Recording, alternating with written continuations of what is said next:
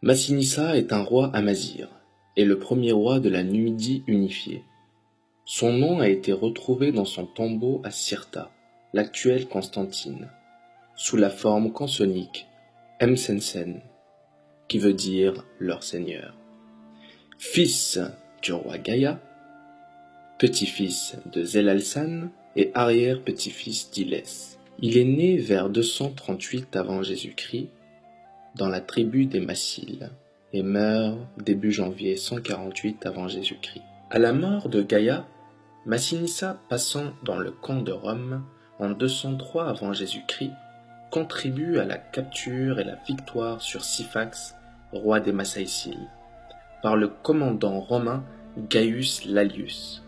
Syphax est alors envoyé à Rome en tant que prisonnier où il meurt en 202 ou 203 avant Jésus-Christ. Et les Romains accordent au roi Massinissa le royaume de Syphax en remerciement de son aide.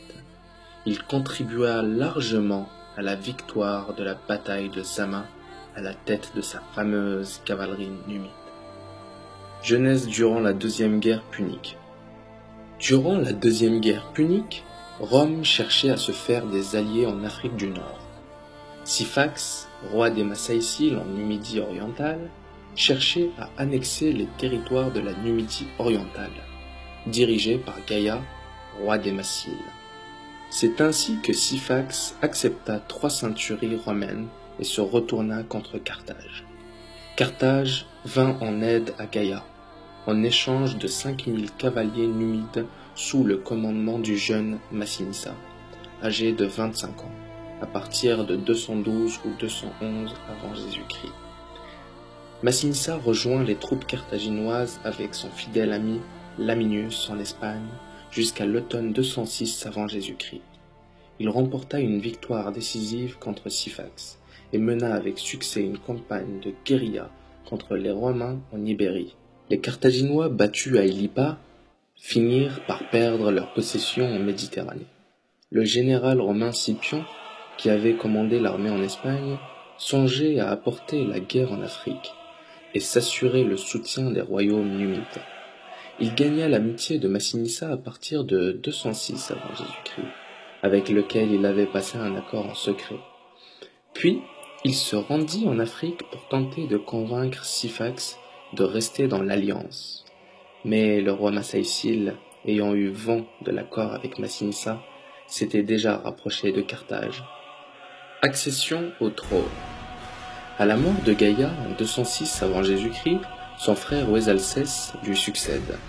Marié à une Carthaginoise, nièce d'Hannibal, il bénéficie de l'appui des Carthaginois contre ses voisins et ses vassaux turbules. Mais Ouesalcès meurt et Capussa monte sur le trône. Usurpation. Capussa est immédiatement contesté par Metzoul, son cousin, issu de la fraction rivale de la branche régnante. Metzoul obtient des armes et des renforts de Syphax et s'attaque aux forces de Capussa. Le combat entre les deux clans donna la victoire à Metzoul.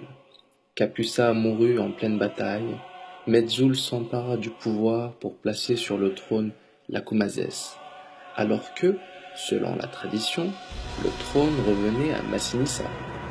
Carthage approuvait cette usurpation, scella alliance avec Metzoul et lui donna pour épouse la veuve d'Ouesalcès. Lutte. Massinissa apprit ces événements alors qu'il était en Espagne. Il décida de quitter Gadès pour la Maurétanie en 206 avant Jésus-Christ. Et craignant les représailles de Syphax, allié de son cousin, il demanda l'aide de Baga, roi des morts.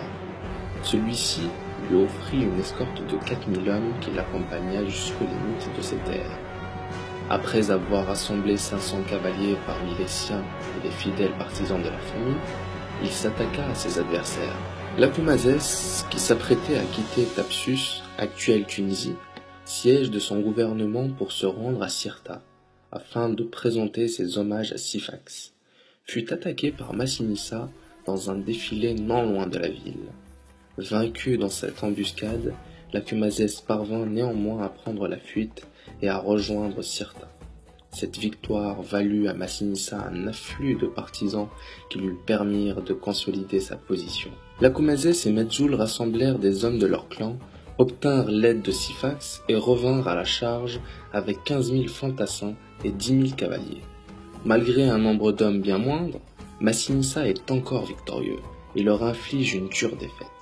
Battus et abandonnés par les leurs, Lacoumazès et Metzoul se réfugient à Carthage, chez leurs beaux-parents. Massinissa occupa Thapsus, qui devint la capitale des Massilies.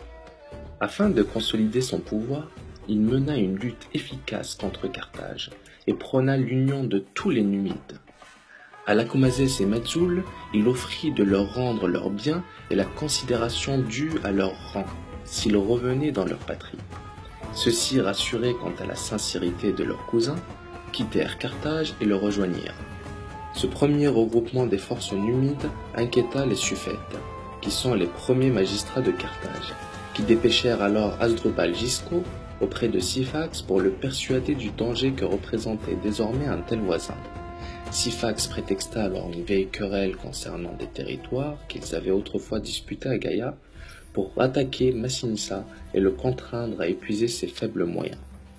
Massinissa accepta le combat, son armée fut mise en déroute, et Syphax s'appropria alors une partie du royaume massile.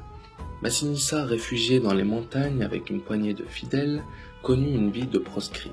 Il ne continua pas moins à harceler ses ennemis par des raids organisés contre les campagnes carthaginoises. Et les hommes de Syphax ne réussirent pas à venir à bout de lui. L'insécurité qu'il fit peser sur les colons et sa popularité grandissante en Numidie inquiétèrent une fois de plus les Suffètes carthaginois. Des expéditions contre Massinissa furent envoyées. On le crut mort, mais une fois ses plaies cicatrisées, Massinissa revenait à la charge et marchait une fois de plus contre Syphax. Peu à peu, ses compatriotes le reconnurent, lui adressèrent leurs allégeances et lui offrirent les moyens dont il manquait. Récupération. Son royaume récupéré, Massinissa s'attaqua alors aux territoires voisins. Les colons carthaginois, pour se défendre, se lièrent avec les Massaïciles et rassemblèrent une grande armée contre les Massiles. Syphax était à la tête d'un vaste royaume, et sa guerre contre Massinissa ne lui procura que plus de prestige encore. Satisfait de sa victoire, qui ne sera guère durable, Syphax s'accorde en dot un mariage de la belle Sophonisbe et les territoires qu'ils avaient usurpés à Gaïa. Tout cela se déroula en 205 avant Jésus-Christ, moins d'un an après le retour d'Espagne de Massinissa. Sophonisbe. Sophonisbe est la fille d'Hasdrubal Gisco, général carthaginois. Célèbre pour sa beauté, elle épousa Syphax sur ordre de son père, afin de sceller une alliance entre Carthaginois et Numides. Elle fut auparavant fiancée à Massinissa. En juin 203 avant Jésus-Christ, suite à la défaite de Syphax et d'Hasdrubal à la bataille des Grandes Plaines face aux armées romaines, puis à la prise de Cirta par Massinissa, elle retrouva ce dernier qui l'épousa sur le champ, alors qu'elle devait finalement subir le sort des vaincus et être emmenée à Rome pour figurer au triomphe de Scipion. Sophonisbe préféra la mort plutôt que de tomber aux mains de ses ennemis, en buvant une fiole de poison que Massinissa lui donna pour éviter le déshonneur.